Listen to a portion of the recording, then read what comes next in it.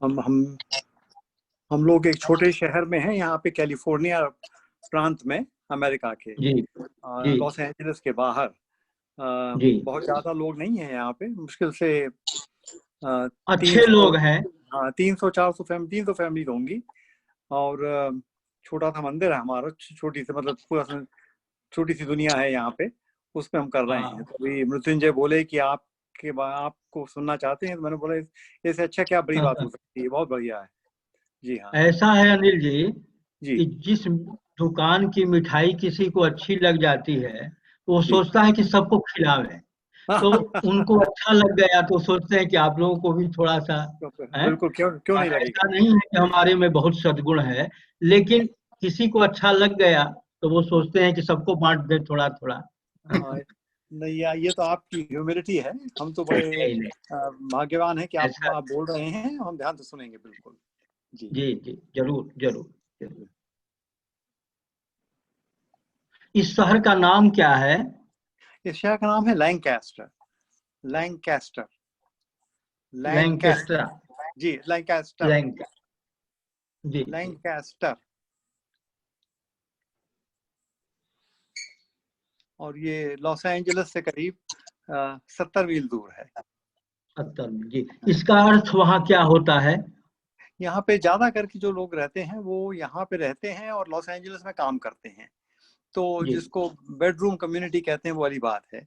दूसरा, जी जी यहाँ पे ये एयरफोर्स की बड़ी इंडस्ट्री है, तो तमाम जी तरह के प्लेन्स बनाते हैं यहाँ पे। उसके सिवाय 2 अस्पताल हैं यहाँ पे। और जी। काफी बड़ी कम्युनिटी है, करीब 5-1 लाख लोग हैं। तो वो बहुत बढ़िया। अमेरिका के लिए बड़ा शहर है। जी जी जी हाँ। जी। नहीं, सपोर्टिंग सिटी है।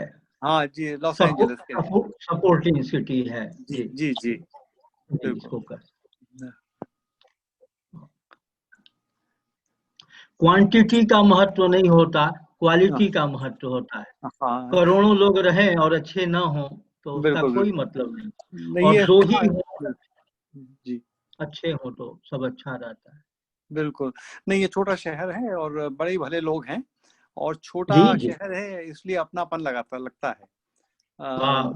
तो अक्सर जैसे हम लोग जो हिंदू लोग हैं, मंदिर में जी मिलते हैं, हर एक जना हर एक दूसरे को जानता है, एक जी दूसरे के साथ जी। सहयोग रखते हैं, किसी को तकलीफ होती है तो मदद करते हैं। बहुत और बढ़िया। मंदिर में त्योहार वगैरह होते हैं तो सब मिल के तैयारी जी। करते हैं। तो इस तरह से काफी आपस में लगन है जी, लगाव है। हम्म। जी जी जी। मैं भी यहाँ संपूर्णानंद संस्कृत विश्वविद्यालय में जी प्रोफेसर हूँ, वेदांत विभाग में। जी जी। और और दीनदयाल उपाध्याय कौशल केंद्र का डायरेक्टर भी हूँ। अच्छा और अच्छा कई अच्छा। पद, जी जी जी, कई पदों को संभाले हुए, प्रशासनिक पदों को, अध्यापन को चल रहा है काशी में। यही जन्म भी काशी में ही हुआ। अरे बाबा। हम हमारे पूज्य पिताजी पंडित श्री देवस्वरूप मिश्र जी बहुत बड़े विद्वान थे, विश्व जी के जी दर्शन के। और हमारे जी। विश्वविद्यालय के वाइस चांसलर भी रहे। हाँ और हाँ। ये एक इटली में टोरिनो विश्वविद्यालय है, जी, मैं नाम वहाँ सुना। उनके, जी बहुत बड़ा जी विश्वविद्यालय है। जी। और वहाँ प्रोफेसर मरियो पिएंटेली, सुकरात के बाद उनकी हाँ, बड़ी प्रतिष्ठा है इटली में। अच्छा अच्छा बहुत अच्छा। बड़े ज्ञानी व्यक्ति हैं और उनको समाज ही लगती है, ईसाई हैं लेकिन। और हमारे पिताजी के बड़े भक्त हैं वो। अब तो अरे बहुत वृद्ध हो गए हैं। जी। जी जी जी जी, हमारे बिल्कुल। यहाँ स्कूल में आके वो पढ़ते हाँ, थे। बिल्कुल। जी अभी हम पिताजी। आपके यहाँ से, मैं संपूर्णानंद यूनिवर्सिटी में आया था करीब 2-2.5 साल पहले। तो ओहो। हाँ, वाराणसी से हमें मंदिर के लिए पंडित चाहिए थे, तो जी इसलिए जी। वहाँ पे आपके। देखा।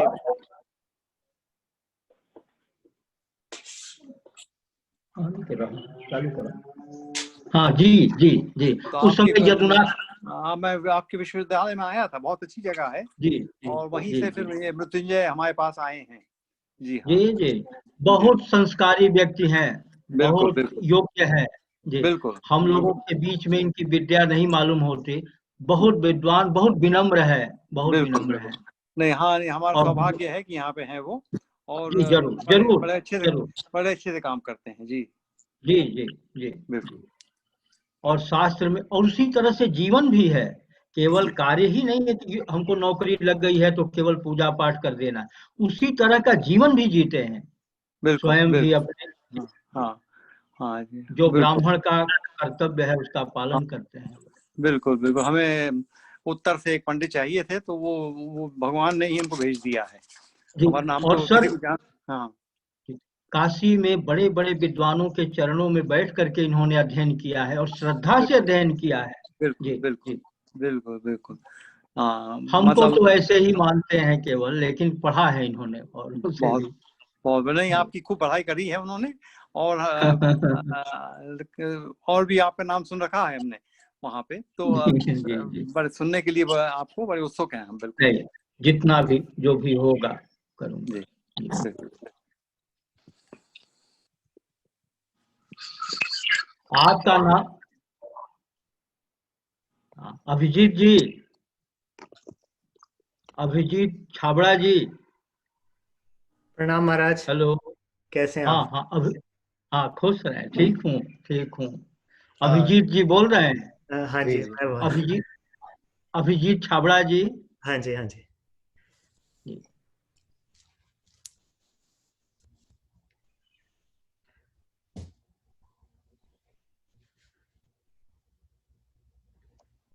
हाँ अंकल आप अभिभाषण करके फिर प्रारंभ।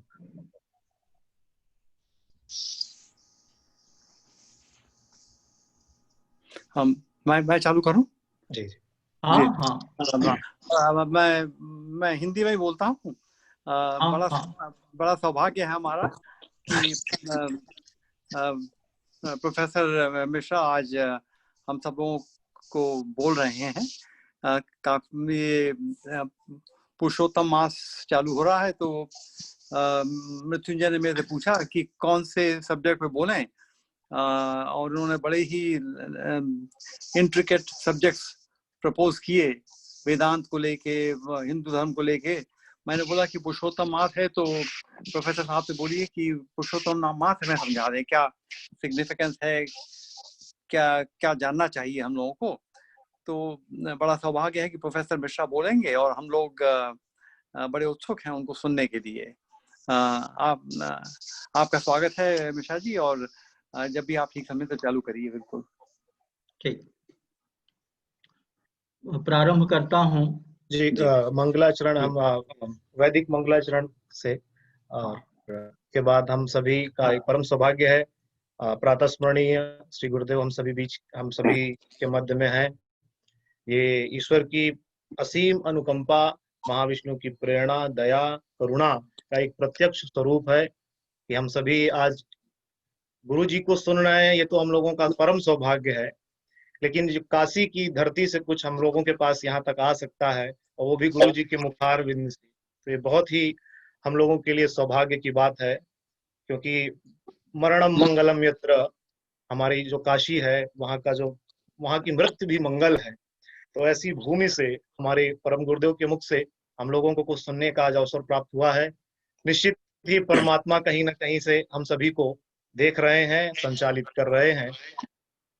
परम पूज्य गुरुदेव की परंपरा के जो ज्ञान की, जो शास्त्रार्थ की, शास्त्र ज्ञान की, वेदांत मर्यादा की जो परंपरा है, उस पे मुझ जैसा अबोध बालक अवांग मनस गोचर है।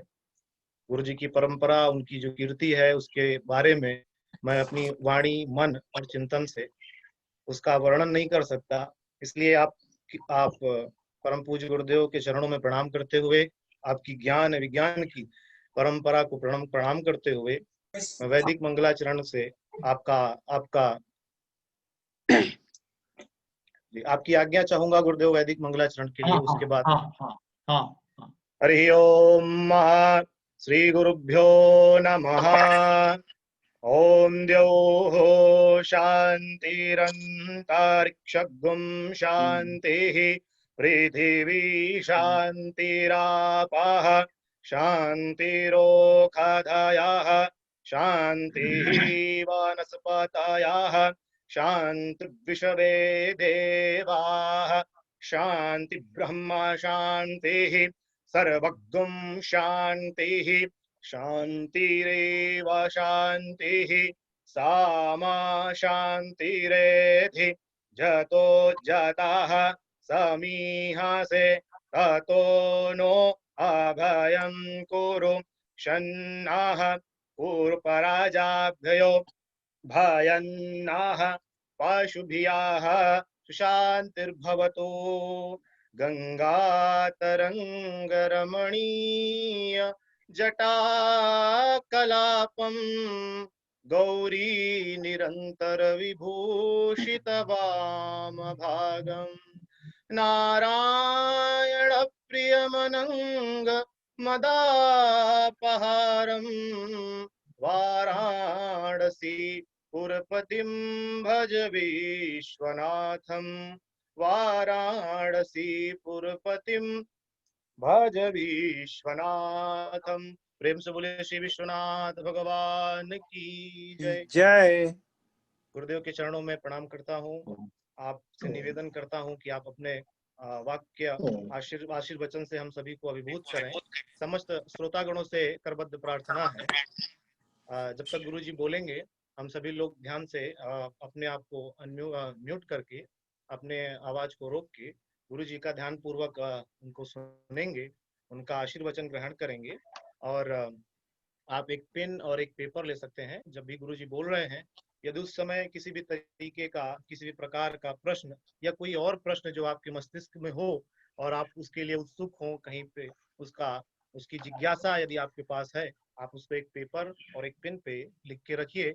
अंतिम हमारी इस सभा के जो कुछ क्षण रहेंगे, 20 मिनट रहेंगे, उसमें गुरुजी सभी के प्रश्नों का अवश्य उत्तर प्रदान करेंगे। ऐसी प्रार्थना के साथ, ऐसी मंगलमय करुणा के साथ मैं गुरुदेव से निवेदन करता हूं कि कृपया आप अपने आशीर्वचनों से हम सभी को अभिभूत करें।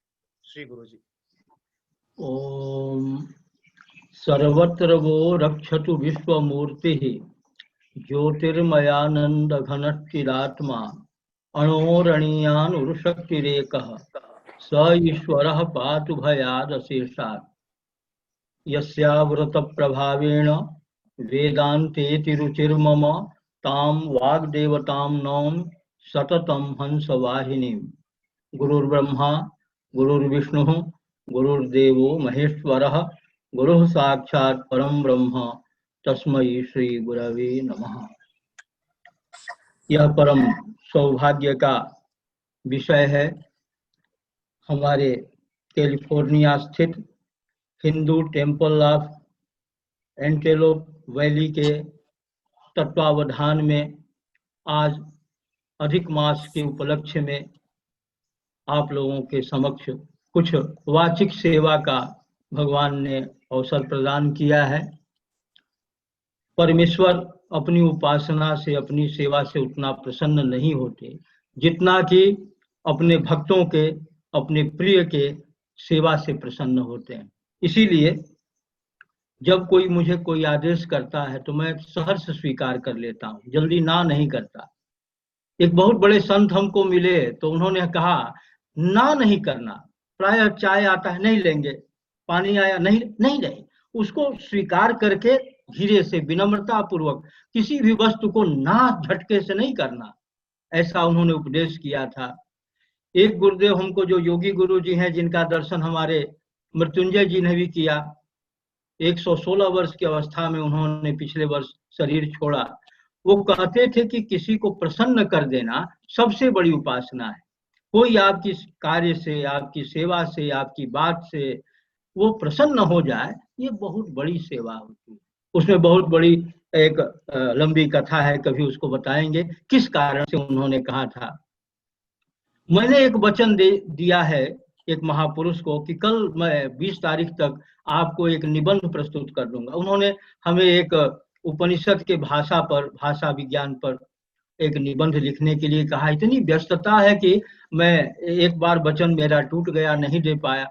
वो स्वनाम धन्य हमारे भारत के रत्न, विश्व के एक बहुत बड़े विद्वान पंडित विद्यानिवास मिश्र जी, उनके वो अनुज हैं डॉक्टर दयानिधि मिश्र जी, जो एक श्री विद्या न्यास का संचालन करते हैं अपने अग्रज के स्मृति में काशी में, और वो प्रशासनिक सेवा में रहे हैं। लेकिन कभी हम अवसर मिला तो उनको भी सुनेंगे। आप लोगों के समक्ष में उनको भी प्रस्तुत करूंगा।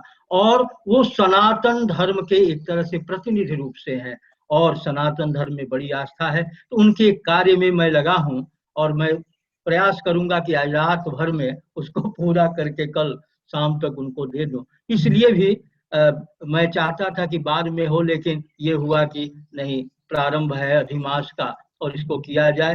इस मंदिर के जो कुशल संचालक, सहृदय संचालक और भारतीय संस्कृति, परंपरा, विद्या, विद्वान और ब्राह्मणों के प्रति जिनकी आस्था है, ऐसे हमारे श्री डॉक्टर अनिल कुमार जी, जिनके कुशल निर्देशन में यह मंदिर नहीं है, ये एक तरह से एक बहुत बड़ी संस्था है। देखा, ये एक बहुत बड़ी संस्था है।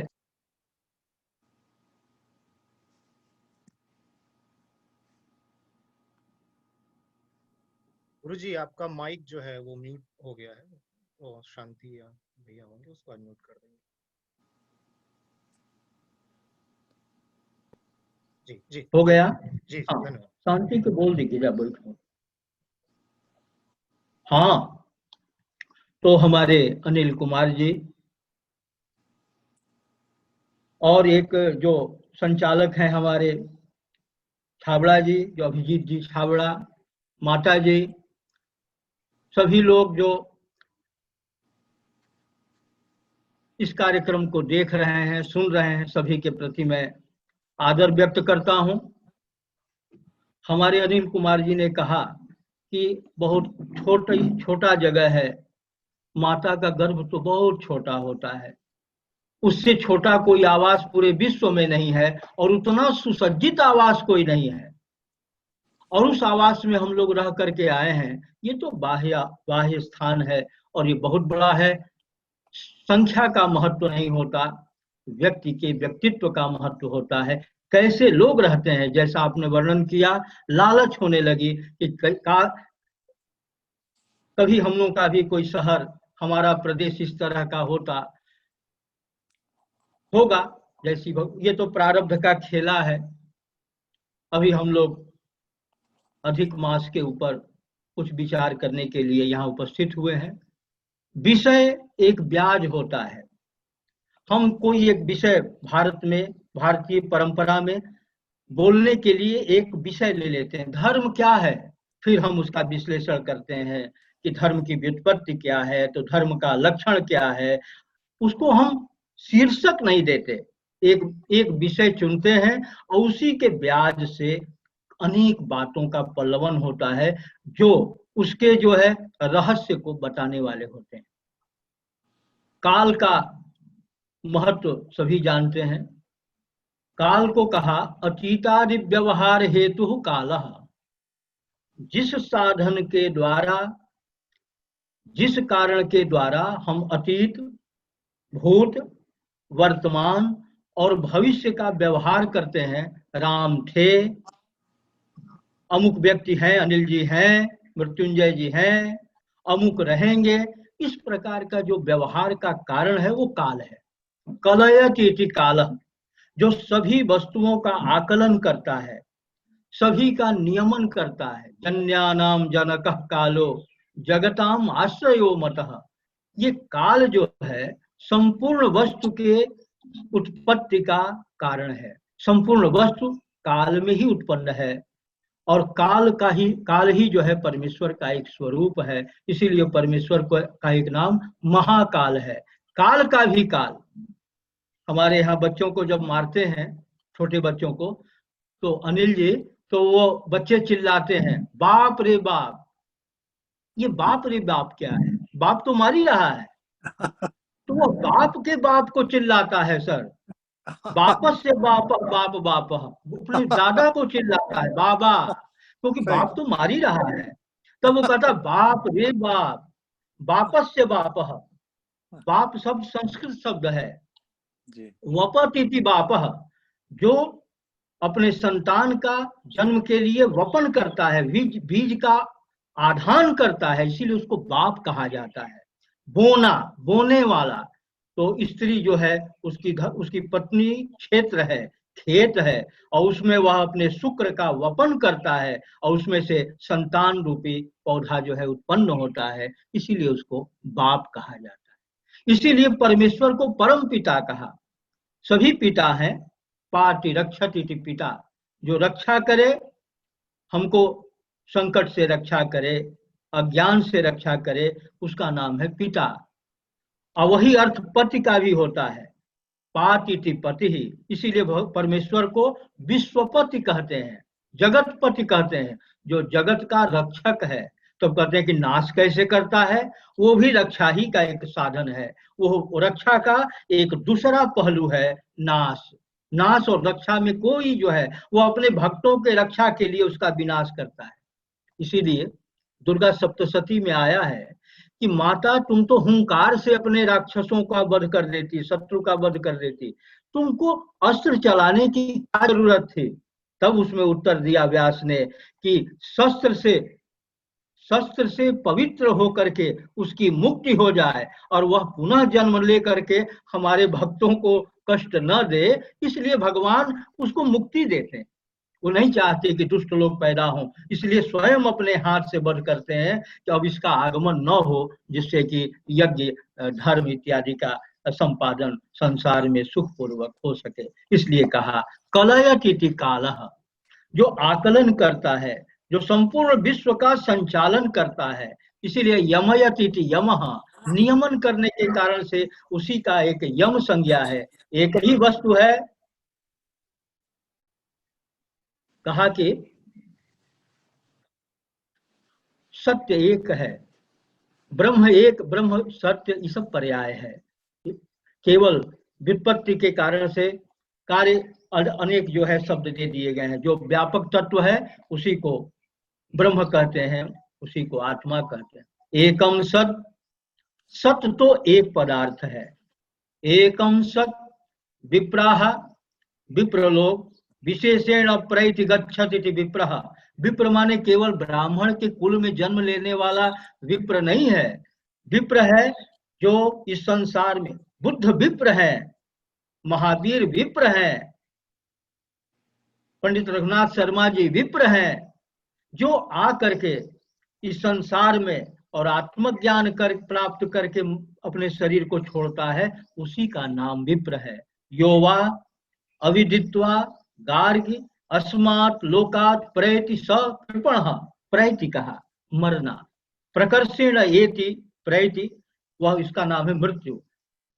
शरीर से प्राण का ऐसा वियोग करना जिससे कि अब शरीर में न आया जा सके, उसी क्रिया का नाम है मृत्यु। योगी भी अपने शरीर को छोड़ता है, लेकिन वह पुनः अपने शरीर में आ जाता है, इसलिए उसको कहते हैं कि योगी शरीर से प्राण को निकाल करके लोकांतर में गमन करते हैं और फिर आ जाते हैं। वो मृत्यु नहीं कहलाता। आत्यंतिक जो वियोग है, जिस प्राण के वियोग के बाद पुनः प्राण का संचरण न हो सके शरीर में, उस क्रिया का नाम है मृत्यु। याज्ञवल्क्य कह रहे हैं गार्गी से, बृहदारण्यकोपनिषद, गार्गी जो मनुष्य शरीर को प्राप्त करके योवा अविदित्वा, जो इस संसार में जन्म को प्राप्त करके और अपने को बिना जाने मर जाता है, वो बहुत शोचनीय है। जैसे कृपण व्यक्ति, एक माइजर, बहुत कृपण माना, कृपण को बहुत अपवित्र माना है शास्त्र में। बहुत बड़ा पाप से व्यक्ति कृपण होता है। कृपणता कई प्रकार की होती है, धन की कृपणता, ज्ञान की कृपणता। कुछ लोगों को जानकारी है लेकिन अच्छी बात आपको नहीं बताएंगे, क्यों? क्योंकि वो अच्छा जान जाएगा तो फिर प्रचार उसका चीज हो जाएगा, उसको चुरा करके रखो। ये भी ज्ञान की चोरी है, ये भी कृपणता है। इसीलिए अपने यहाँ कई प्रकार के कर्म बताए गए, नित्य कर्म, नैमित्तिक कर्म, प्रायश्चित्त कर्म और उपासना रूप कर्म। कर्म के ये भेद हैं। कर्मों के फल प्रारब्ध, प्रारब्ध भी, प्रारब्ध माने भाग्य, फेट जिसको कहते हैं, फेट कहते हैं, प्रारब्ध भाग्य। भाग्य भी तीन प्रकार से भोगना पड़ता है। एक परेच्छा से, दूसरे की इच्छा से, एक स्वेच्छा से अपनी इच्छा से, और एक अनिच्छा से। मृत्यु कोई नहीं चाहता, लेकिन प्रारब्ध अवश्य मृत्यु प्रदान करता है समय से। तो हम विशेष कालों में कार्य करते हैं। सुख ही हमारा इष्ट है। प्रत्येक प्राणी जीव मात्र सुख चाहता है, चाहे वो कीट हो, पतंग हो। आप उसको पकड़ने चलिए तो स्वतंत्र रहना चाहता है, सुखी रहना चाहता है, बंधन में नहीं रहना चाहता। तो प्रारब्ध के अनुसार जीव को तत्तर योनियां मिलती हैं। उसमें भी जो मनुष्य योनि है वो सर्वोत्तम योनि मानी गई, क्योंकि इसमें विवेक है। विवेकशील होने के कारण से मनुष्य शरीर को बहुत ही महत्व दिया शास्त्रों में। और मनुष्य का मतलब केवल पुरुष नहीं है, स्त्री भी है। स्त्री और पुरुष दोनों मनुष्य हैं, दोनों का ज्ञान में अधिकार है। हाँ, शास्त्र में वेद के पाठ में अधिकार नहीं है। आजकल बहुत प्रश्न होता है, स्त्री वेद क्यों नहीं पढ़ सकती, सब समान है। एक बार आपके अमेरिका से एक डेलीगेशन आया काशी में। इसी आवास में लोग आए। वहां की एक महिला ने हमसे प्रश्न किया, आपके भारत में स्त्रियों को वेद क्यों नहीं पढ़ने दिया जाता। तो हमने कहा कि जैसा प्रश्न हो वैसा ही उत्तर भी होना चाहिए। हमने कहा कि आपके अमेरिका में पुरुष गर्भ क्यों नहीं धारण करते, इसका जवाब आप दे दीजिए तो आपके प्रश्न का भी जवाब मिल जाएगा। प्रकृति ने किसको, और प्रकृति के रहस्य का साक्षात्कार ऋषियों को होता है। हमारे आप जैसे लोग प्रकृति के रहस्य का साक्षात्कार नहीं कर सकते। उन्होंने साक्षात्कार किया, हमारे सामने नक्शा बना करके रख दिया। हम सड़क नहीं बना सकते, कार नहीं बना सकते, लेकिन कार खरीद कर सड़क पर चल करके गंतव्य पर जा सकते हैं। उसी प्रकार से गंतव्य कैसे जाया जाए, हमारे ऋषियों ने साक्षात्कार करके शास्त्र जो नक्शा है उसको बना दिया। अब हम उस पर चलते रहें तो अवश्य हम गंतव्य को प्राप्त करें। हमारे ऋषि को मालूम है किस मंत्र का धारण करने का किसमें सामर्थ्य है। अनिल जी, हमारे यहाँ एक यज्ञ होता है। उस यज्ञ में एक आहुति दी जाती है जिसको ब्राह्मण नहीं दे सकता। उसको मल्लाह, निषाद, जो बोट राइजर जो है, बोटमैन, हाँ, जो मल्लाह होता है बोटमैन, वही उस मंत्र का पाठ करेगा।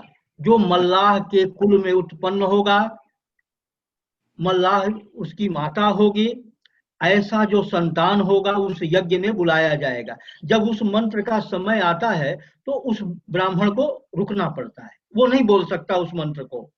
फिर वो व्यक्ति आता है, उस मंत्र को बोलता है, उससे आहुति दी जाती है। जब वो हट जाता है तब फिर आगे का कार्यक्रम शुरू होता है। इसको कहते हैं निषाद स्थपति न्याय।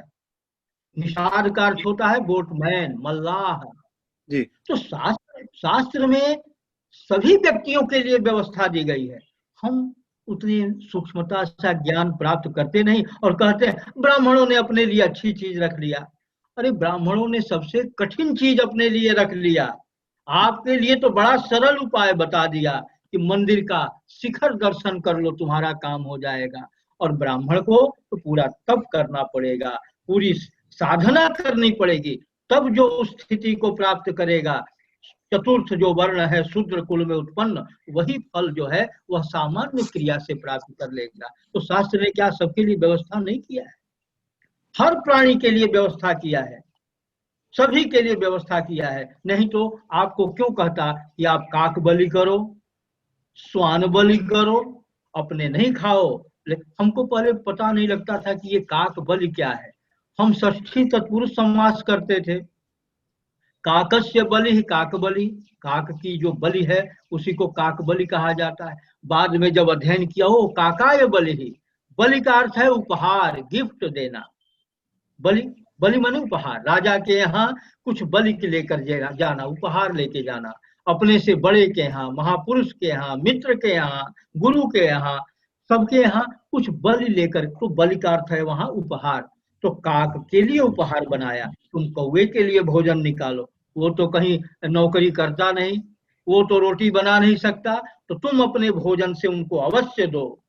कुत्ते को दो, गौ को दो, पूरे संसार को तो दे नहीं सकते। एक बार रॉकफेलर जी आपके यहाँ, वो बहुत बड़े धनी हुए हैं, जैसे आजकल बिल गेट्स जी का नाम है, अंबानी जी का नाम है, वैसे कभी श्री रॉकफेलर हुए।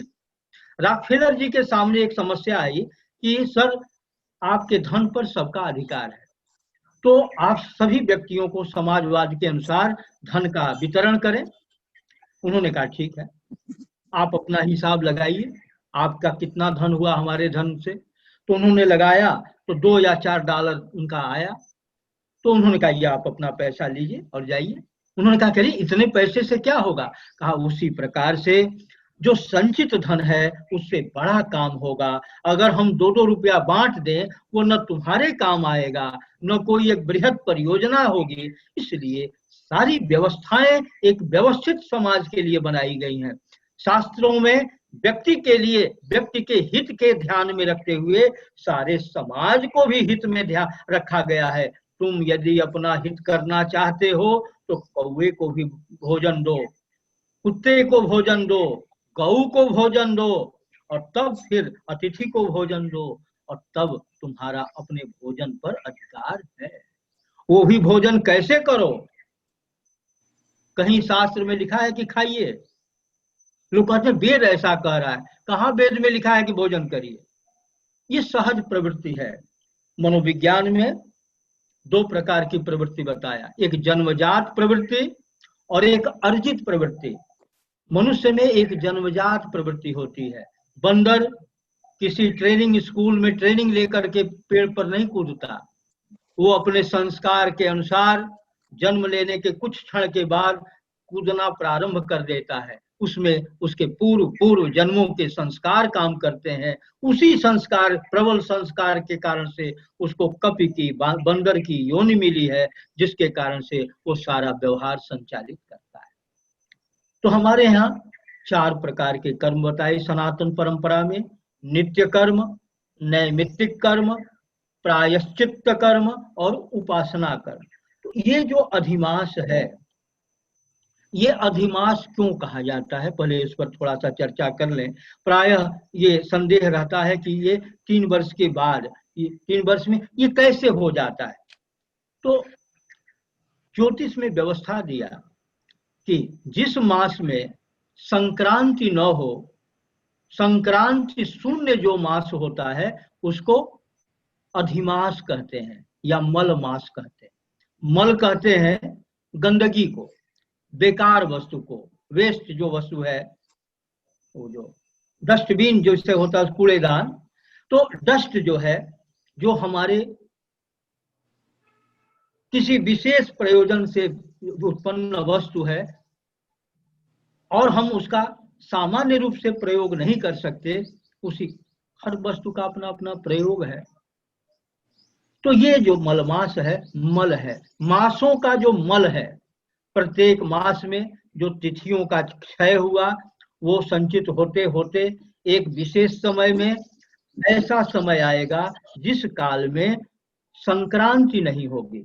संक्रांति का मतलब है सूर्य का एक राशि से दूसरे राशि में जाना।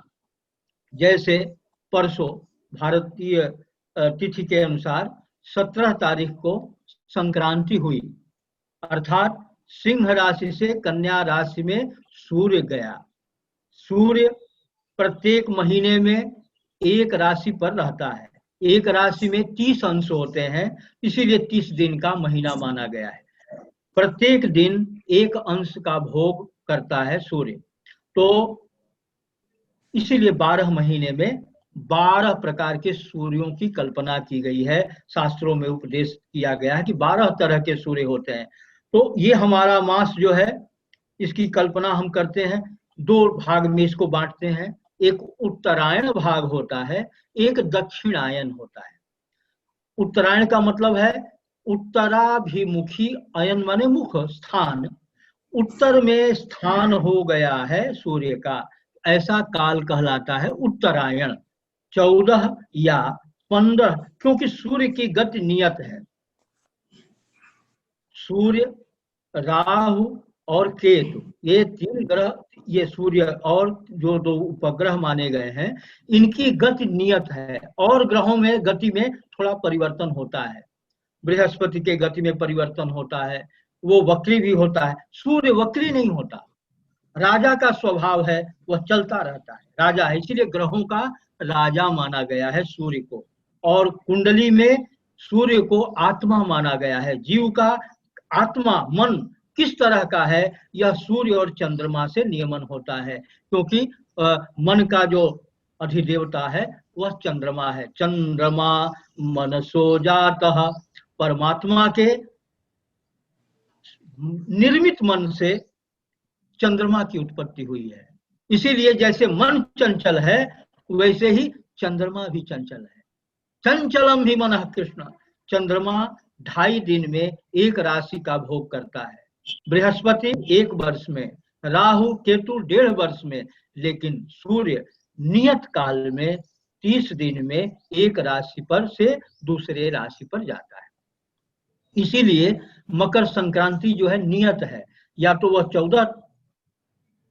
14 तारीख को पड़ेगी या 15 तारीख को, 15 जनवरी या 14 जनवरी को। थोड़ा सा अंतर होता है हम लोगों के व्यवस्था से, खगोलीय व्यवस्था के अनुसार वह उसी अंश पर वो त्याग करके और फिर धनु राशि का त्याग करके मकर राशि में जाता है। जब सारे मासों के तिथियों का जो क्षय होते होते संचय होता है, तब एक मास आता है जिसको हम मल मास या अधिक मास कहते हैं, और उसमें सूर्य का संक्रमण नहीं होता दूसरी राशि पर। आप पंचांग देखेंगे तो भारतीय दिनांक के अनुसार 17 तारीख को सूर्य सिंह राशि से कन्या राशि में गए हैं, और 17 तारीख को अगले महीने में अक्टूबर में फिर वो कन्या से तुला में जाएंगे।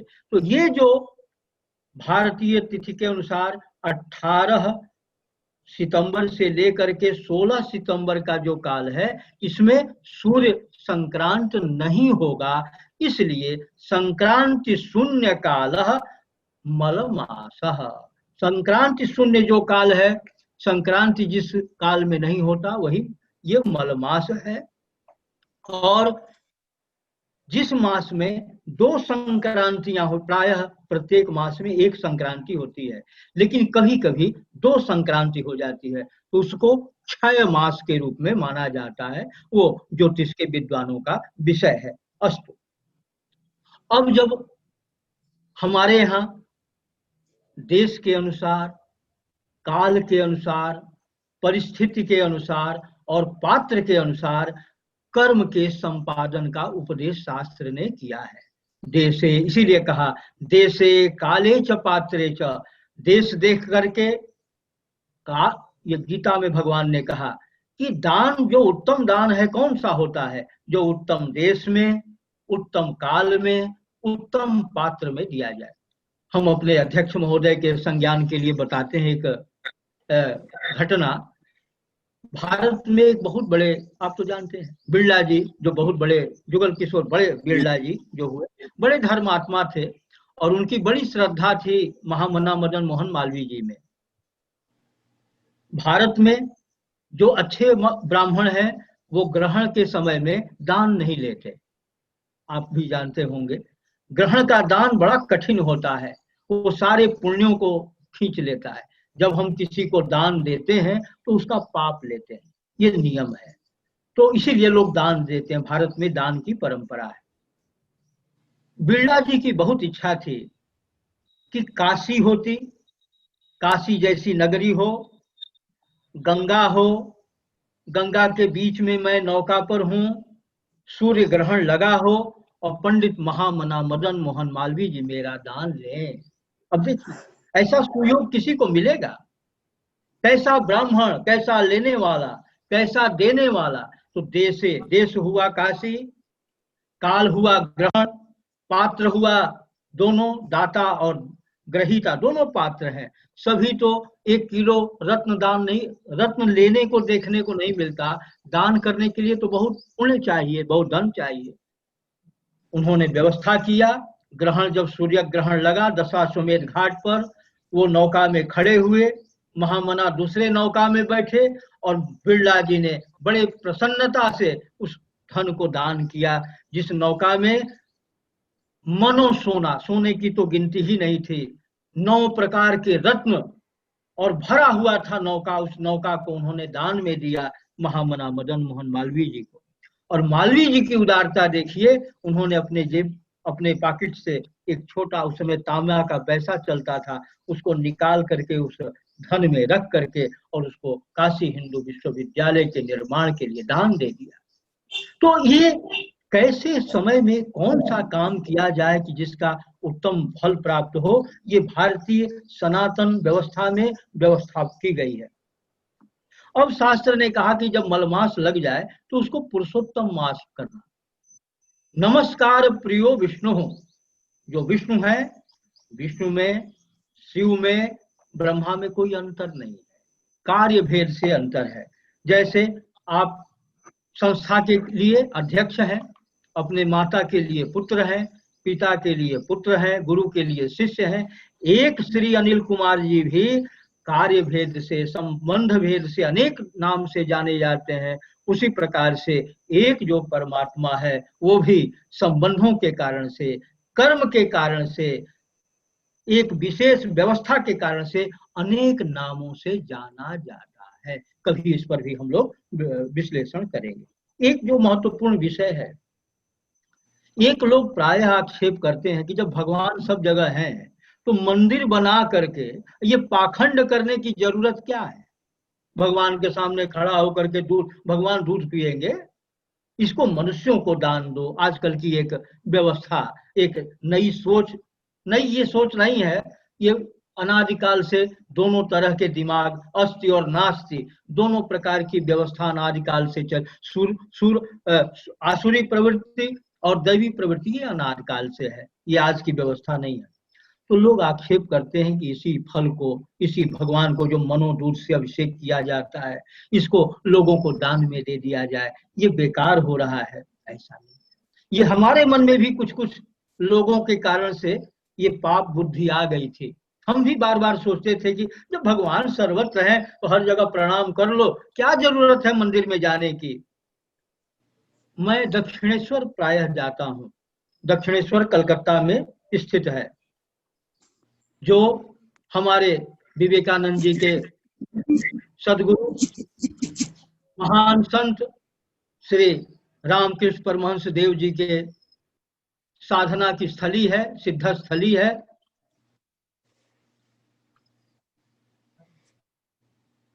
वहां मैं प्रायः जाता रहता हूं किसी न किसी बहाने। परमहंस देव जी की हमारे ऊपर बड़ी कृपा है।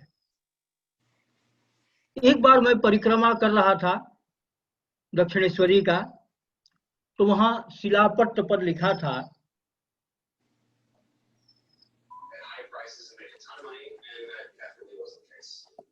गवाम सर्वांगजम क्षीरम स्रवते स्तन मुखाद यथा तथा सर्वगतो देवः प्रतिमादिषु राजते। और मुझे वहीं से एक नई दिशा मिली, एक नई दिशा मिली हमको। गाय के संपूर्ण शरीर में दूध है, लेकिन किसी भी अंग से वो दूध प्रकट नहीं होता, केवल वह गाय के थन से स्रवित होकर के दूध जो है प्रकट होता है। उसी प्रकार से परमात्मा सर्वत्र है, सर्वत्र विद्यमान है, समान रूप से विद्यमान है, लेकिन उसकी विशेष उपलब्धि प्रतिमा दिशु, प्रतिमा आदि शब्द से गुरु, गौ, ब्राह्मण, ज्ञानी इत्यादि के रूप में प्राप्त होती है। इस प्रकार से हमको वहां से, इसीलिए किसी पत्थर में भोग लगाने की व्यवस्था नहीं है। जहां शास्त्रीय व्यवस्था के अनुसार प्राण प्रतिष्ठा की गई है जिस मूर्ति में, उसी मूर्ति के लिए भोग लगाने की व्यवस्था की गई है। अब हमारे यहाँ जब मलमास आ गया, नमस्कार प्रियो विष्णु, विष्णु कहिए, शिव कहिए, पर्याय ही है। जो व्यापक देवता है उसी वही विष्णु पदवाच्य है, उसी की विष्णु संज्ञा है। प्रकृति के जो सत्व रज तम जो गुण भेद से ये नाम भेद हो गया है, नाम भेद हो गया है। मल मास में, पुरुषोत्तम मास में हम प्रत्येक महीने में तो उतनी उपासना साधना कर नहीं सकते, और काल के अनुसार जब हम कार्य करते हैं, कालानुसारी जो कार्य होता है वह विशेष फल को प्रदान करने वाला होता है। इसीलिए अधिक मास में भगवान की कथा का श्रवण, भगवान का भजन, कीर्तन, चिंतन, महापुरुषों के मुख से भगवत चरित्र का श्रवण, विशेष रूप से दान, और इस काल में विशेष रूप से पंचांग, विशेष रूप से पुआ, एक पुआ जो है वह व्यंजन है, भोज्य पदार्थ है जो भारत में निर्मित होता है। वो दो प्रकार का होता है, एक मालपुआ काशी में बनता है, वो खोए का बनता है, और ग्रामीण अंचल में उसको बनाते हैं आटे में या मैदे में जल, चीनी इत्यादि डाल करके, और उसको घृत में छानते हैं, वो अपूप कहलाता है, जिसको हिंदी में पुआ कहते हैं। तो पूप से यजन करे परमात्मा का, और वह जो यजन होता है वह एक पुआ लिया, उस पर तुलसी दल रखा, और फिर कहते हैं ओम श्री विष्णवे नमः, और पर भगवान को अर्पित करते हैं। जहाँ सालग्राम प्राप्त है वहाँ सालग्राम के समीप अथवा शिव के मूर्ति के अथवा शिवलिंग के समीप उसको समर्पित किया जाता है।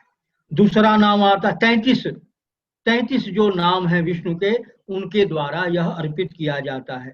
ओम श्री विष्णवे नमः, ओम श्री जिष्णवे नमः, ओम श्री महाविष्णवे नमः, ओम श्री हरये नमः, ओम श्री कृष्णाय नमः, ओम श्री अधोक्षजाय नमः, ओम श्री केशवाय नमः, ओम श्री माधवाय नमः, ओम श्री रामाय नमः, ओम श्री अच्युताय नमः, ओम श्री पुरुषोत्तमाय नमः, ओम श्री गोविंदाय नमः, ओम श्री वामनाय नमः, ओम श्री श्रीशाय नमः, ओम श्री कांताय नमः। इस प्रकार से जो भगवान के 33 नाम हैं, उन 33 नामों से अलग अलग भगवान को अपूप अर्पित करके और ब्राह्मण को दान देने का विधान शास्त्रों में किया गया है। तो ये नैमित्तिक कर्म है जो हमने आपको पूर्व में बताया। 4 प्रकार के कर्म होते हैं, एक नित्य कर्म होता है, एक नैमित्तिक कर्म होता है, एक प्रायश्चित्त कर्म होता है, और एक उपासना रूप कर्म होता है। नित्य कर्म कहते हैं जो शास्त्रों में व्यवस्था दिया, अहरहम संध्याम उपासित, रात दिन त्रिकाल में द्विज को, ब्राह्मण क्षत्रिय और वैश्य को संधि उपासन करना चाहिए। ये नित्य कर्म है। नित्य कर्म क्यों कहते हैं? नित्य कर्म अशौच में भी संपादित किया जाता है, लेकिन जब जनना शौच मरना शौच हो तो उस समय कहा मंत्र विहीन, मंत्र रहित होकर के सूर्य को अर्घ्य दे, संध्या का लोप नहीं होता। अकरणे प्रत्यवाय जनकत्वम नित्य कर्मत्वम, जिसके ऐसा कर्म जिसके न करने पर प्रत्यवाय हो, पाप हो, उसी को नित्य कर्म कहा जाता है। तो संध्या बंदन, नित्य दान, ये नित्य कर्म है। प्रतिदिन दान देना चाहिए। हमारे पितामह पंडित श्री गया प्रसाद मिश्र जी कहते थे कि अगर दान देने के लिए धन न हो तो अच्छी बात का दान करें। इसीलिए काशी में निःशुल्क विद्या दान की परंपरा है। तो ये भी एक दान है। तो ये नित्य कर्म हुआ। नैमित्तिक कर्म है किसी कारण से किसी कार्य को करना। जैसे राहु परागे स्नायात, राहु का सूर्य और चंद्र के साथ जब उपराग हो, संबंध हो, अर्थात जब सूर्य ग्रहण हो, चंद्र ग्रहण हो, तो अवश्य स्नान करें। ये नैमित्तिक स्नान हुआ। पुत्र के उत्पन्न होने पर सचैलम स्नानमाचरे, नदी में कूद करके वस्त्र सहित स्नान करे, इससे पितरों को तुष्टि होती है। ये नैमित्तिक कर्म है। ये जो मल मास में कर्म का विधान किया, प्रत्येक मास में भी किया जा सकता है, लेकिन एक छोटे से काल में नहीं हो पा रहा है कोई कर्म, तो प्रत्येक दिन करना कहाँ संभव है। इसलिए एक विशेष परिस्थिति में बताया, उस समय तुम विष्णु की उपासना इन पदार्थों से करो। तो ये नैमित्तिक कर्म है। निमित्त अधिमास मलमास के प्राप्त होने पर किया जाने वाला जो कर्म विशेष, वो नैमित्तिक कर्म होगा।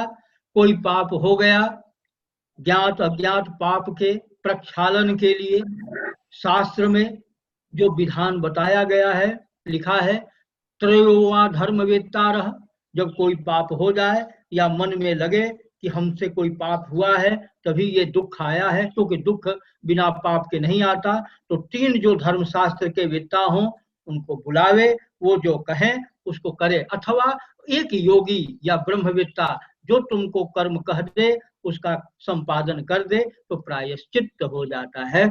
इसी को कहते हैं प्रायश्चित्त कर्म। प्राय नाम है पाप का, प्रायः पापम बीजानीयात् चित्तम तस्य विशोधनम। प्राय नाम है पाप का, और पाप जो है संस्कार रूप से, पाप संस्कार रूप से मन में रहता है, इसलिए चित्त नाम है मन का। तो चित्त के, मन के शोधन के, क्योंकि पाप से ही मन विचलित होता है, और जब चित्त शोधन हो जाता है, प्रायश्चित्त जो कर्म विशेष है, इसीलिए उसको प्रायश्चित्त कर्म कहते हैं। जिस कर्म के करने से मन का संशोधन हो, मन का संस्कार हो, तेल का संशोधन करते हैं तो रिफाइन हो, मन को रिफाइंड किया जाए, मन को परिशोधित किया जाए जिस कर्म के द्वारा, उसी कर्म का नाम है प्रायश्चित्त कर्म। और मन को कर्म करने से मन जो है शुद्ध होता है। कर्म माने जो शास्त्र के द्वारा बताए गए जो कर्म हैं उनको यथाशक्ति संपादन करना, इससे मन जो है शुद्ध होता है। अब तो शास्त्र में इतना कर्म बताया गया है कि 2 महीने का अगर 1 दिन हो तब भी शायद वो कर्म न संपादित हो। तो जो हमसे, हमारे सामर्थ्य के अनुसार जो हम कर सकें उसको करें, लेकिन जो निषिद्ध है उसका आचरण न करें तो हमारा कल्याण हो जाएगा। हम क्या करते हैं कि हम इस लोभ में पड़े रहते हैं कि हम ये भी कर्म कर लें, ये भी कर्म कर लें, कुछ भी नहीं हो पाता, और हम पाप कर्म का भी आचरण करते हैं। तो ऐसा करने से कभी कल्याण संभव नहीं है।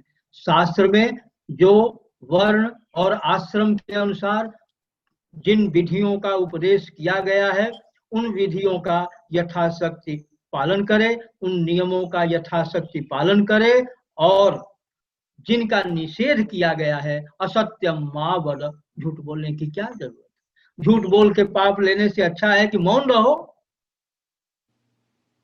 इस प्रकार से शास्त्र ने अस्तेय का उपयोग किया, उत्कोच नहीं लेना, घूस लेना भी एक चोरी का अंग है, एक हिंसा है। इस प्रकार से जो शास्त्र ने निषेध किया, उस निषिद्ध कर्म का जब हम आचरण करते हैं तो पाप निर्मित होता है, और जब विहित कर्मों का आचरण करते हैं तो पुण्य निर्मित होता है। इस प्रकार से जो प्रायश्चित्त कर्म बताए गए हैं या जो भी शास्त्र विहित कर्म है, उनका अनुष्ठान करने से मन का जो है संस्कार होता है। जैसे कोई साबुन सोप ले करके हम बर्तन धोते हैं तो उसकी गंदगी दूर हो जाती है, उसी प्रकार से मन का मल जो पाप है, मन का मल जो पाप है, मन का मल जो पाप है, वो शास्त्र विहित कर्मों के अनुष्ठान से ही प्रक्षालित होता है, और उपासना करने से मन शांत होता है। तो कर्माणि चित्त शुद्ध्यर्थम, कर्मों का विनियोग चित्त की शुद्धि में, कर्माणि चित्त शुद्ध्यर्थम ऐकाग्र्यर्थम उपासना, और मन की एकाग्रता के लिए किसी देवता या गुरु की अथवा इष्ट की उपासना। वस्तु का जो निश्चय है, वस्तु जो आत्मा है, अपना स्वरूप है, उसका निश्चय तो विचार के द्वारा होता है। वस्तु सिद्धि विचारेण वस्तु का जो निश्चय है वह निरंतर श्रवण, मनन और निधिध्यासन से होता है। इसीलिए बृहदारण्यक को उपनिषद में कहा, आत्मा वा अरे द्रष्टव्य श्रोतव्यो मंतव्यो निधिध्यासितव्य। आत्मा का साक्षात्कार करे, अनुभव करे। कैसे करे? तो शास्त्रों के श्रवण के द्वारा, मनन के द्वारा और ध्यान के द्वारा। पहले फल बताया और फिर फल प्राप्ति का साधन का उपदेश किया। उसी प्रकार से इस मलमास में हमको किसी न किसी रूप से विष्णु की उपासना करनी चाहिए। और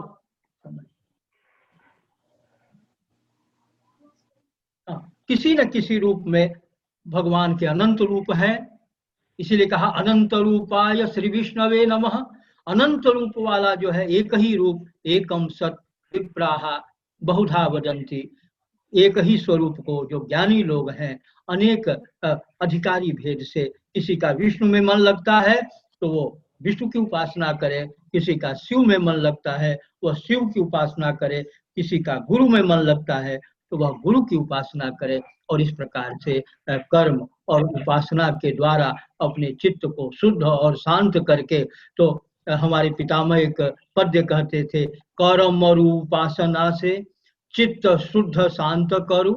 वो अपने यहाँ एक सोरठा छंद है जिसको कहने की प्रवृत्ति खत्म हो गई है। तो कर्म और उपासना से चित्त शुद्ध शांत करूं, ओम ओम जाप करूं, छूटे भव कूप है। काहू से न बोलू कछु, अपने में मस्त रहू। तू तो शिव रूप राम, भूप न को भूप है। प्रत्येक व्यक्ति सम्राट का भी सम्राट है, लेकिन वह दास, वह नौकर वाली सर्वेंट की बुद्धि इसीलिए हो गई है कि वह अपने स्वरूप को समझ नहीं पा रहा है। इसलिए भारतीय जो सनातन परंपरा है, उसका उद्देश्य है कि हम अपने को पहचाने, और वह पहचानना कैसे होगा, उसी के लिए ये सारे विधि विधानों का विधान किया गया है। अस्तु, काशी ज्ञान विज्ञान की नगरी है, बाबा विश्वनाथ की नगरी है, जिसको महाश्मशान कहा जाता है। किसी दिन, आज तो समय की भी एक सीमा है, उस नियम का अभी काल पर ही व्याख्यान हुआ। कलयति काल, और काल का अतिक्रमण करना माने काल की उपेक्षा करना। जो नियत काल हो उसका सम्मान करना भी एक बहुत बड़ा योग है। इन्हीं शब्दों के साथ मैं आप सभी को, आप शिव स्वरूप, आपके भीतर जो एक ही तत्व सब में अंतर्यामी रूप से, सूत्रात्मा रूप से, जैसे पुष्प जब गूंथ दिया जाता है तो वह माला हो जाता है, माला का फूल तो दिखाई पड़ता है, लेकिन वो सूत्र जो सूता है, धागा है, दिखाई नहीं पड़ता। उसी प्रकार से हम सभी के भीतर जो परमात्मा सूते रूप से अनुस्यूत है, ऐसे परमात्मा को प्रणाम करते हुए बाबा विश्वनाथ, माता अन्नपूर्णा, अपने पूर्वजों, अपनी ज्ञान परंपरा और संप्रदाय को प्रणाम करते हुए अपनी वाणी को यहीं पूर्ण करता हूँ, और ये परंपरा आगे चलती रहे। इन्हीं शब्दों के साथ हम इतने दूर सुदूर देश में निवास करने वाले, जो हमारे हृदय के, मन के अति निकट हैं, ऐसे सभी को अभिनंदन करता हुआ यहीं अपनी वाणी को पूर्ण करता हूँ। ओम। गुरु जी, अभी कुछ हमारे बीच के जो भी हाँ? सभी भक्त हैं, उनसे कुछ प्रश्नों की आकांक्षा है। तो हाँ हाँ हाँ, आएगा तो बताएंगे, नहीं आएगा तो अपने गुरुओं से पूछा जाएगा। ऐसा तो यही परंपरा है। जी जी, बोले। कुमार अंकल, यदि आपका कोई प्रश्न है तो गुरु जी के समक्ष आप पूछ सकते हैं अभी। बिल्कुल, बहुत गुरुजी, बहुत बढ़िया आपने समझाया इतने साफ तरीके से इतने कठिन विषय को। बहुत बहुत धन्यवाद। हमारा सौभाग्य है कि आप बोल सके हम लोगों से। मैं एक सवाल पूछना चाहता था, और ये सीधा एकदम से धर्म के बारे में नहीं है। ऐसा है कि जैसे मैंने कहा कि हम लोग छोटे से कम्युनिटी में रहते हैं, बहुत सारे लोग हैं, 200 300 400 फैमिलीज हैं। मंदिर जो हैं शायद 50 एक फैमिली रहती होंगी। ये मैं कई पंडितों से, कई विद्वानों से पूछ चुका हूँ, आपसे भी पूछ रहा हूँ कि किस तरह से आदमी कोशिश करे कि लोगों की प्रवृत्ति हो मंदिर में आने की, धर्म की तरफ ध्यान जाने की, और इस तरह के काम में सहयोग करने की। सर, प्रवृत्ति अपने संस्कार के अनुसार ही होता है। हमारा काम है प्रयास करना, और व्यक्ति की प्रवृत्ति जबरदस्ती तो होगी नहीं। हमारा काम है कह देना। जी। गीता में भगवान जब उपदेश कर रहे थे तो अर्जुन के समझ में नहीं आ रहा था, तो कहते क्या है, अनिच्छन्नपि वार्ष्णेय बलादिव नियोजिता।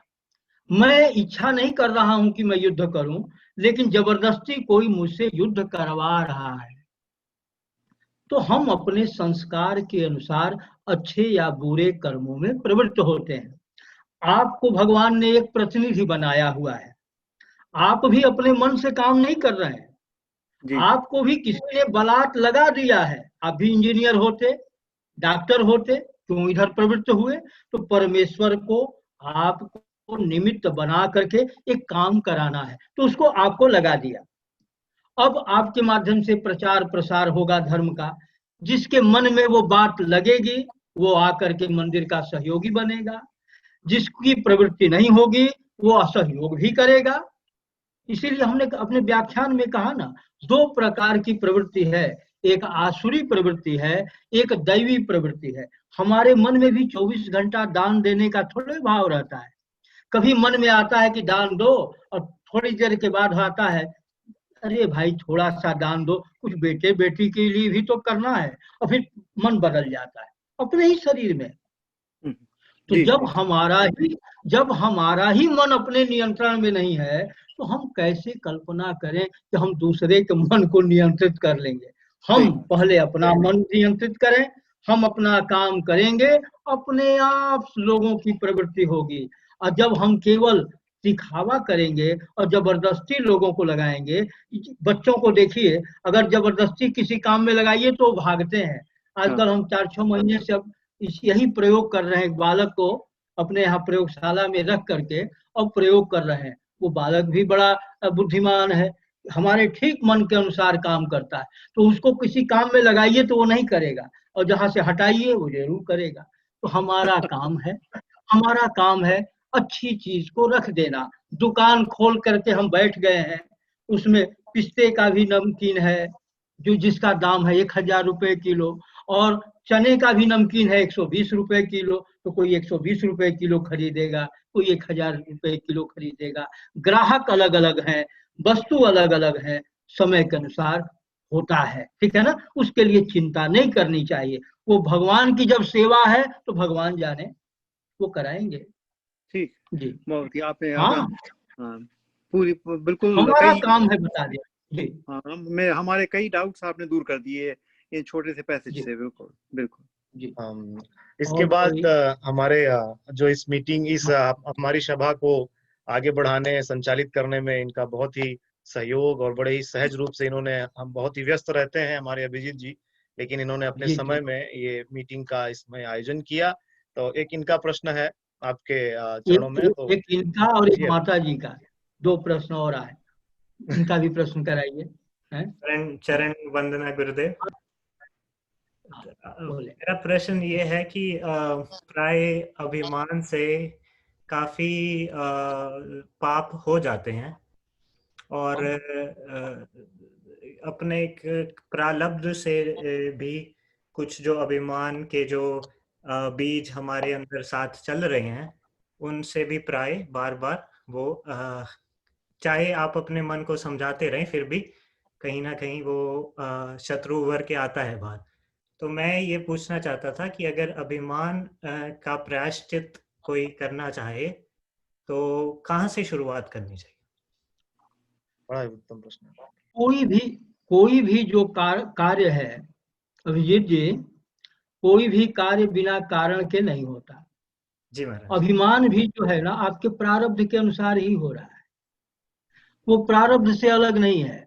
सब कुछ प्रारब्ध में ही। लोग कहते हैं भगवान की कृपा, कृपा तो बरस रही है, लेकिन जो पाप रूप छाता है वो हमको भीगने नहीं दे रहा है, वही बाधा बनता है। ठीक है, जी भगवान कृपा उपा नहीं करते, जी हमारा छाता उस कृपा को रोकता है, या हटा दिया तो कृपा से भीग गए। वो छाता जो है वो हमारा कर्म है, हमारे सही कर्म पुण्य है, और जो निषिद्ध कर्म है वही पाप है। हम जान करके कोई पाप न करें। अनजाने में हमारे अज्ञान के कारण से यदि कोई पाप हो गया, और पाप ही जो है वो मन में बार बार आकर के विक्षेप उत्पन्न करता है। क्यों हमने ऐसा कर दिया, क्यों हमने बुरा, क्योंकि पाप कर्म का एक लक्षण है कि वो ताप देता है। पाप से ताप होता है, और ताप होता है मन की इच्छा से। तो मन में बार बार ऐसा मैंने क्यों कर दिया, तो ये बार बार मन तप्त होता है, और जब तप्त होता है तो व्यक्ति विक्षिप्त होता है। विक्षिप्त होने से अच्छा काम नहीं कर पाता। तो पाप दो काम कराता है, एक तो मन को विक्षिप्त किया, और अच्छे कर्म को करने ही नहीं देता है। तो आदमी उसी उसी विक्षेप के कारण से 24 घंटा तप्त होकर के पुण्य से दूर हो जाता है। विक्षिप्त न हो, वहां एक बैरियर लगा ले, हो गया पाप, हो गया, अब मैं परमेश्वर की साधना के द्वारा, नाम जप के द्वारा धीरे धीरे धीरे फिर वो मन की जो अवस्था है ना दूर हो जाती है, मन शांत हो जाता है। इसमें हमारे पूज्य पिताजी एक उदाहरण देते थे, अभिजीत जी। हाँ जी बाल्टी के पानी, बाल्टी में दूध रख दीजिए। बाल्टी में क्या रखा, दूध, और उसमें एक पाइप से पानी भरने लगिए, तो दूध निकलता जाएगा, निकलता जाएगा। 1 घंटे बाद एक ऐसा समय आएगा कि बाल्टी में एक बूंद दूध नहीं रह जाएगा, पानी ही पानी रह जाएगा।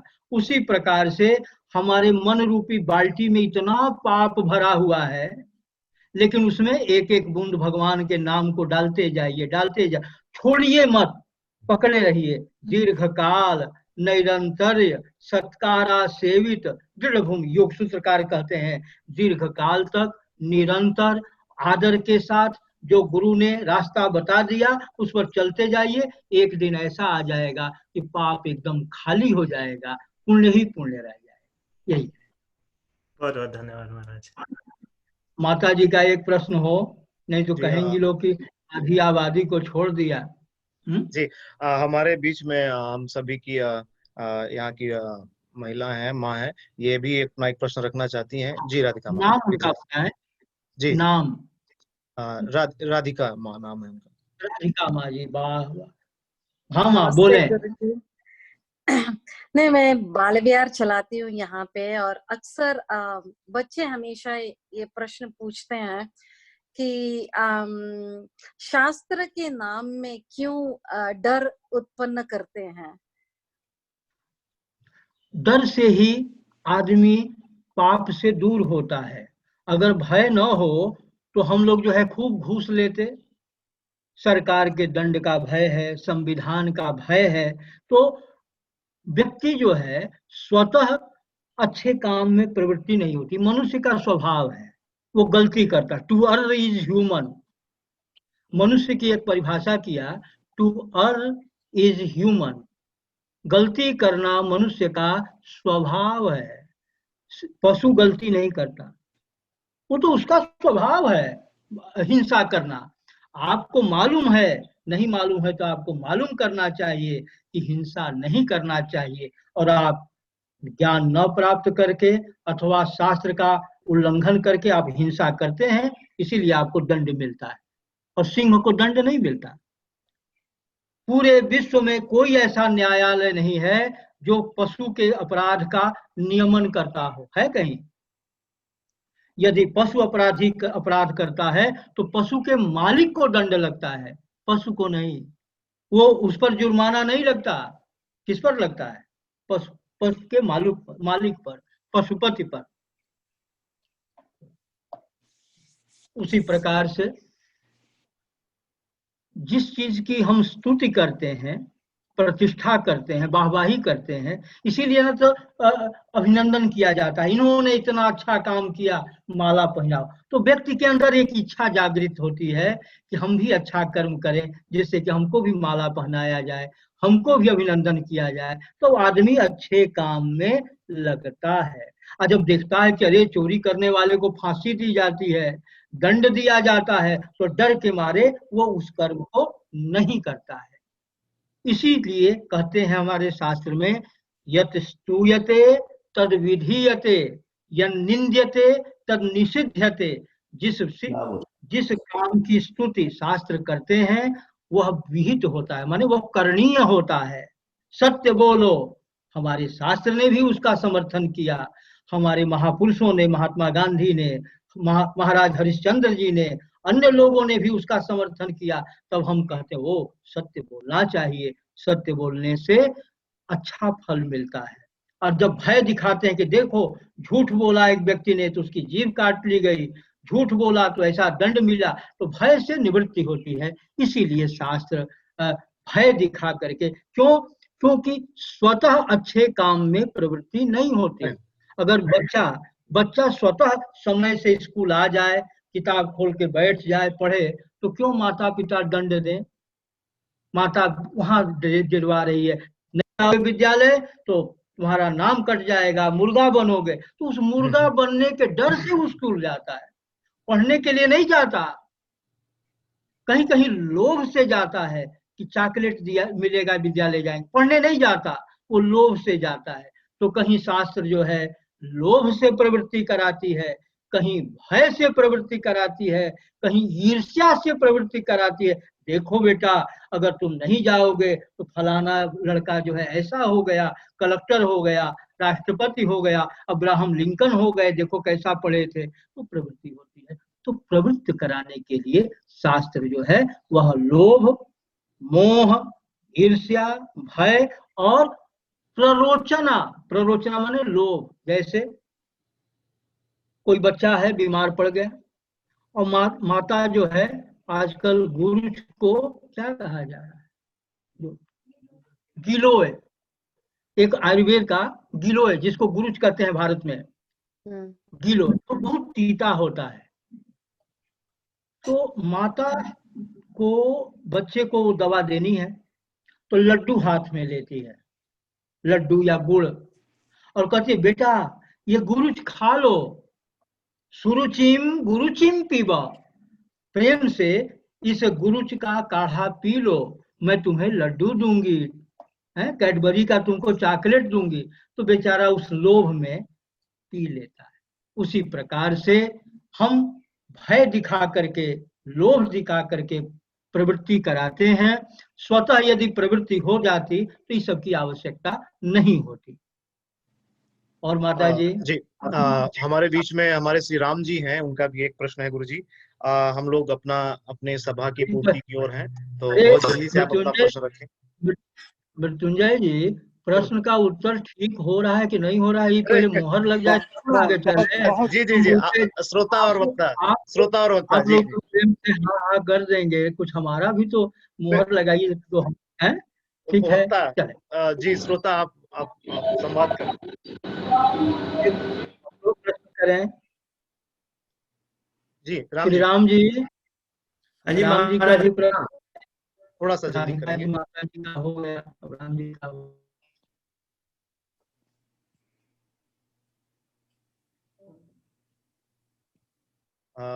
लगता है किसी अव्यवस्था या किसी भी प्रकार से उनकी आवाज हम तक अभी नहीं पहुंच रही है। हाँ जी महाराज जी प्रणाम। महाराज जी प्रणाम। जी भैया 1 मिनट, हमें लगता है कि वहां से किसी भी तरीके का कुछ नेटवर्क का समस्या है। महाराज जी प्रणाम। जी भैया थोड़ा सा इंतजार करिए, हम देख रहे हैं कि क्या हुआ है।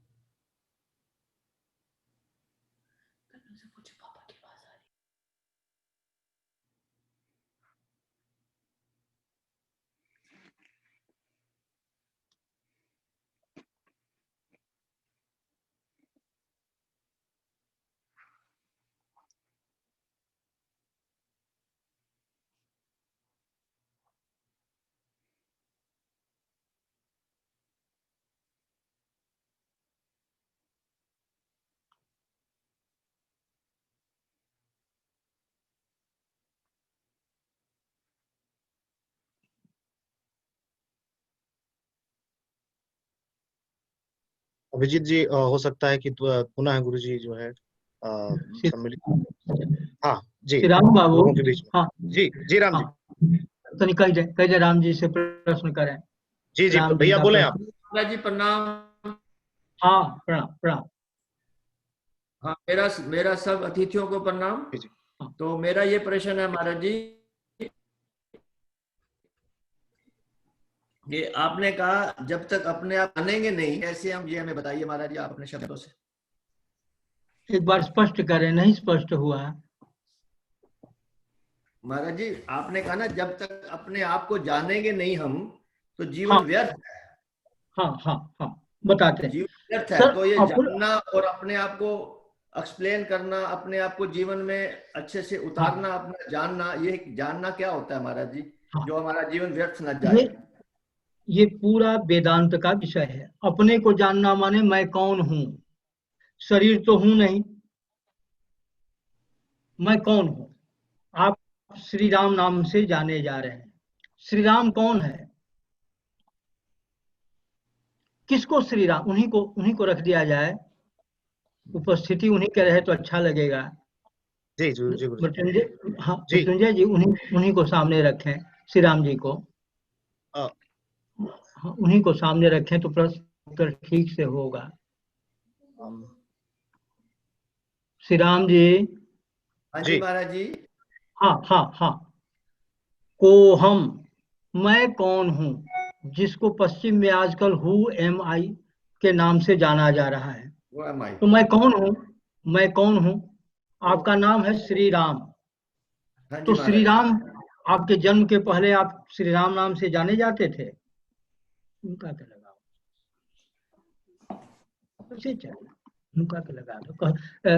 अभिजीत जी उनको जोड़ लें, श्री राम जी को जोड़ लें, श्री राम जी को। जी जी वो हैं, आप बोलें गुरुदेव। अच्छा जी। तो मृत्युंजय जी उनका प्रश्न है कि हम अपने को कैसे जाने, कौन है। तो जैसे आप मृत्युंजय हैं, तो आप जन्म के पहले आप मृत्युंजय नाम से जाने जाते थे। ये पिंड था, ये शरीर जन्म लिया, आगे भी नहीं रहेगा, किसी न किसी कालखंड में ये समाप्त होगा, और पूर्व में भी नहीं था, बीच में केवल दिखाई दे रहा है। तो ये कल्पना है, इसको वेदांत ने कहा ये कल्पित है। नाम भी कल्पित है, रूप भी कल्पित है।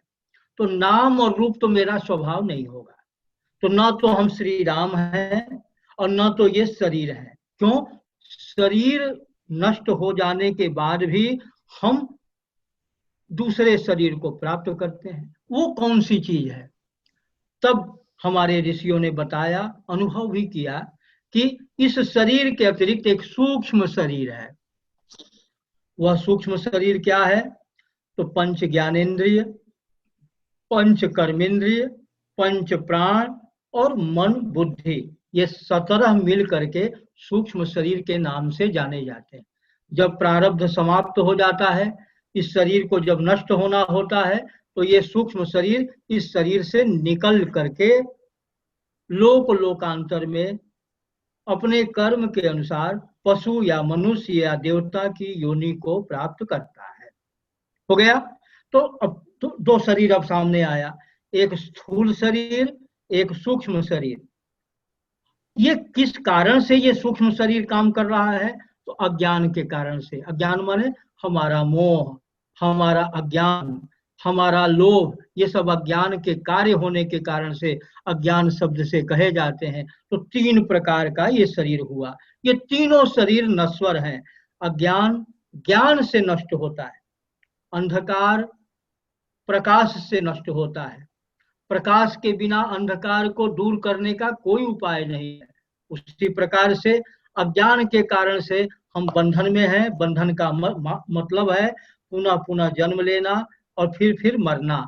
और मोक्ष का मतलब है शरीर को जन्म ले करके, और मृत्यु तो अवश्य होगी लेकिन पुनः जन्म नहीं होगा, और फिर जब जन्म नहीं होगा तो मृत्यु का प्रश्न ही नहीं है। इसीलिए हमारे भारतवर्ष में मुक्ति को परम पुरुषार्थ के रूप में स्वीकार किया, और ये परम पुरुषार्थ माना कि मनुष्य जन्म को प्राप्त करके हम अवश्य मुक्ति को प्राप्त करें। और वह मुक्ति है अपने स्वरूप को जानना, मैं कौन हूँ। और वह मैं जो मैं कहा जा रहा है वह है आत्मा, जो सूक्ष्म शरीर, स्थूल शरीर, कारण शरीर सबको लेकर के चलने वाला जो आत्मा है, उस आत्मा को जानना ही अपने को जानना है। यही सूक्ष्म रूप से, सूत्र रूप से अभी यही कहा, किसी दिन इस पर विशेष रूप से होगा। बहुत बहुत धन्यवाद, बहुत अच्छा। जी जी जी जी, धन्यवाद गुरुदेव, सादर प्रणाम। यदि किसी भी जैसे हम जी फिर एक प्रश्न हम जब लोग और उनको लेंगे, यदि किसी को भी कोई हाँ, जिज्ञासा है तो। एक उदाहरण आपको बताएं। जैसे आकाश एक है, उनके पत्नी के भी नाक में वही आकाश है जो उनके नाक में है। आकाश बराबर है, वो उसमें भेद नहीं है, केवल नाक नाक के भेद होने से अलग अलग आकाश कहला रहा है। उसी प्रकार से वो आत्मा एक ही है, हर जगह है। वो चाहे भारत के राष्ट्रपति हो, या एक भिखमंगा हो, या अमेरिका के राष्ट्रपति हो, या कोई सब में एक ही है। मन अलग अलग है, मन जो एक सॉफ्टवेयर कह सकते हैं, एक चिप्स कह सकते हैं, यह जो सुपर कंप्यूटर है वह आत्मा है, और उसके चिप्स अलग अलग हैं। जो जो लोग क्लिक कर रहे हैं अपना अपना काम कर रहे हैं, आत्मा एक ही है। इसी को ठीक से जानना यही आत्मज्ञान है, और उसी ज्ञान से मुक्ति होती है। बहुत बहुत धन्यवाद गुरुदेव। यदि किसी भी श्रोता का कोई एक प्रश्न हम लोग और लेना चाहेंगे, यदि किसी के भी पास है, नहीं तो हम गुरुजी से प्रार्थना करेंगे, गुरुजी हम सभी को अपने आशीर्वचन से हाँ, संतुष्ट करें। ऐसा उसके हो। बाद और मृत्युंजय जी, कभी प्रश्न हो लो ना, तो 5-10 जब प्रश्न आ जाए तो किसी दिन ऐसे ही बैठ जाया कीजिए, महीने 2 महीने पर, और उन लोगों के प्रश्नों का उत्तर हो जाएगा। आएगा तो देंगे, नहीं आएगा तो राम राम कह लेंगे। ऐसा गुरुजी संभव नहीं। जी ठीक, तो ठीक है, आज हम पूरा किया। जी जी पुनः मैं अपने संस्था के अध्यक्ष श्री डॉक्टर अनिल कुमार जी से निवेदन करेंगे कि इस सभा को पूर्ति की और सम्मान का अभिभाषण करें गुरु जी के लिए। और हम सभी लोग अपनी इस आज की सभा को, हम आपको सुनने का जो ये सौभाग्य प्राप्त हुआ, किसी भी तरीके से ऐसी भावना नहीं आ रही है कि इसको हम लोग रोकें, लेकिन सभी समय की मर्यादा है, जैसा कि आज आपने मृत्युंजय जी, हाँ, हम भी पूरा मन से समय के जब धीरे धीरे कोई बात होती है, जैसे हो रहा है, तो और अच्छी अच्छी बातें आएंगी सामने, फिर होगा, फिर हम उपस्थित होंगे। आगे बोले। गुरु जी, बहुत बहुत बहुत धन्यवाद, आपने समय निकाला और अपना ज्ञान हम लोगों को दिया। जो गुरुओं से सुना, और आशा करते हैं कि आगे फिर इस तरह से मौका मिलेगा, और कभी आपका अमेरिका आना हो तो हमारे छोटे शहर में आके छोटे से मंदिर को जरूर देखिएगा। और बुद्धिमानी से मत बोलिए, कभी ऐसा हो तो। अनिल जी, बुद्धिमानी से मत बोलिए, वहीं आना हो ये ऐसा कहिए। कहीं आने पर तो आना ही है कि नहीं? चतुराई पूर्वक न बोला जाए, है कि नहीं? हम वहीं आते हैं, बिल्कुल समय जब आएंगे दिल खोल के वही आएंगे। आपके यहाँ ही आएंगे, निष्काम भाव से आएंगे, निष्काम भाव से, कोई बंधन नहीं। बहुत बहुत बहुत धन्यवाद, बहुत बहुत धन्यवाद आपका। नमस्कार। स्वरूप एक टुकड़ा वहाँ है, एक टुकड़ा वहाँ है, दिल के टुकड़े 1000 हुए, कोई यहाँ गिरा कोई वहाँ गिरा, तो ये कहीं स्वरूप के ये सब टुकड़े हैं, यहाँ वहाँ बिखरे हुए हैं। जिस टुकड़े को जुड़ना है जुड़ेगा, जिसको बिखरना है बिखरेगा। बाबा को प्रणाम। ओम पूर्णमदः पूर्णमिदं पूर्णात् पूर्णमुदच्यते पूर्णस्य पूर्णमादाय पूर्णमेवावशिष्यते। ओम शांति शांति शांति। शांति ने ही इसका जो है सब संचालन किया। हमारी कन्या है 5वीं नंबर की, जिसका नाम है शांति मिश्र, पीएचडी कर रही है। पुत्र लोग भी हैं, लेकिन विशेष रूप से व्यवस्थापन इसी ने किया है। ओम शांति शांति। जी, सादर चरण स्पर्श गुरुदेव, बहुत बहुत शुक्रिया। और आपका इस आभार के लिए हम सभी आपके कृतज्ञ हैं, आपके दर्शनाभिलाषी हैं। सादर सभी भक्तों की, सभी श्रोताओं की तरफ से आपके चरणों में भाषण में दर्शनाभिलाषी हो गए, श्रोताभिलाषी थे, यही होता है। ठीक है, फिर हम लोग करेंगे। जी गुरुदेव। मृत्युंजय जी 8, 10, 12 प्रश्न इकट्ठा कर लिया कीजिए, ज्योतिष का हो, धर्म का हो, और फिर एक दिन बैठ जाएंगे, सबका हो जाए।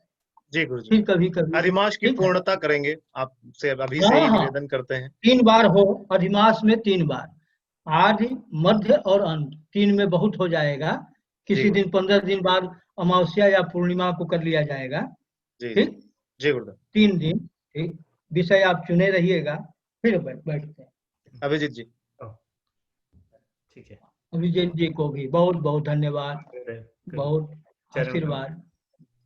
माता जी को भी प्रणाम करता हूँ। बहुत बहुत धन्यवाद गुरुजी, बहुत अच्छा लगा हमें। हमें भी, आप नहीं रहती तो बहुत कमी मालूम होती। आपने प्रतिनिधित्व किया मातृशक्ति का, प्रणाम करता हूँ। प्रणाम आपको। एक्चुअली ठीक है अभिजीत जी, आप करें। चलिए, हर हर सभी को हर हर प्रणाम पंडित महादेव।